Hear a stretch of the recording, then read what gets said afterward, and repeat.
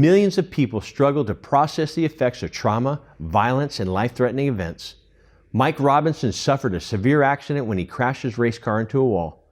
He suffers from traumatic brain injury, seizures, pain, and PTSD.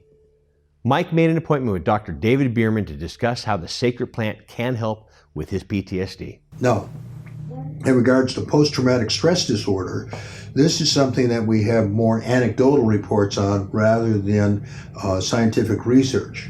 However, Dr. Susan Sicily, who's really a phenomenal clinician, is doing some research on cannabis for post-traumatic stress disorder. And certainly we have enormous amount of anecdotal evidence suggesting that cannabis is useful for PTSD. And by taking cannabis, it slows the speed of neurotransmission, giving your frontal lobes a greater opportunity to apply more rational thought. You don't have to see things in terms of black and white, life and death, which is the way the midbrain, the reptilian brain, sees things. And that can be important, can be life-saving, but also it can be aggravating when it's not necessary to get upset or to get angry. So it literally stops the racing mind. Yes, exactly. That's what I find, is it stops the mind from just continuing thoughts that just are unnecessary. Right.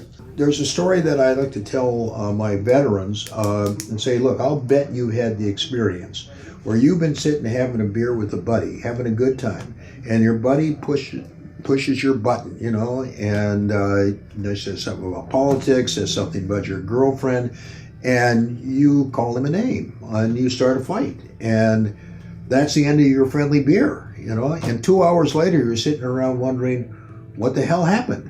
And what happened is that your midbrain, your reptilian brain, interpreted that as being a life and death kind of situation or being a black and white sort of situation and saw you as being in danger. And so you reacted as though this was something that was really serious, as opposed to, you know, just somebody sitting there BSing with you and having a good time. And I've told that to lots of people who have PTSD, and I can't tell you the percentage of them, I mean, it's almost universal, would say, I've had that happen to me more than once, and I wonder why. Way too many times. You've had that happen to you. Yes. Yeah. And until today, I didn't understand why. Yeah. Now I do. So. Yeah, and the stress and anxiety is what triggers that. You know, maybe it sends up your dopamine transporter. And I mean, your brain is trying to protect itself. I mean, and it's trying to protect you, your whole person, not just your brain. PTSD. Yes. In the middle of the night, one of the things that happens, and I think a lot of people can relate to that, and you probably relate to it with other patients, is you wake up with the pretty dramatic, you know, sweat, and you're having a nightmare. It's like a night terror kind of thing. You know, right. With me, the PTSD comes from an auto racing wreck, and that wreck recurs, and I smack the wall again, and I'm awake. And now, I've had different reactions to using oral cannabis oils in the middle of the night, and I really wanted your input regarding the THC or CBD. It seems like when I use either one of them orally, it takes too long, but if I vaporize THC, the reaction seems to be better, although I wake up a little more tired. So my suggestion would be to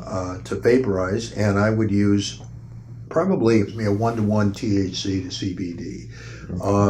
I don't think for going back to sleep, unless you're worried about subsequently waking up, that taking it orally is necessary. What have you found? I mean, you found that vaporizing is better, right? Yes. Yeah. I find that has worked better. The CBD element, when it comes from the whole plant CBD, right.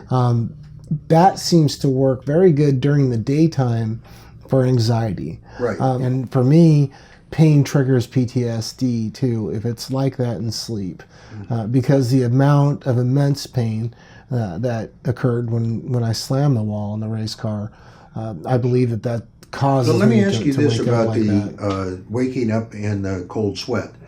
Is at what time of night is the last time that you take cannabis?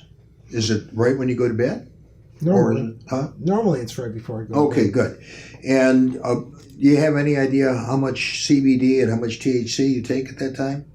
You know, that could be my error. I don't do the CBD right before I go to bed, just because it's sort of uplifting for me. Well, the CBD is an anti-anxiety, so you might want to take a little bit of CBD. And the other thing is you may want to take a look at some of the terpenes.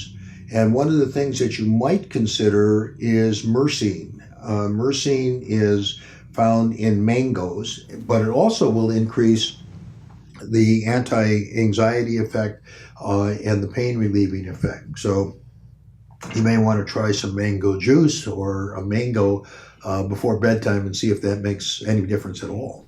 That's interesting.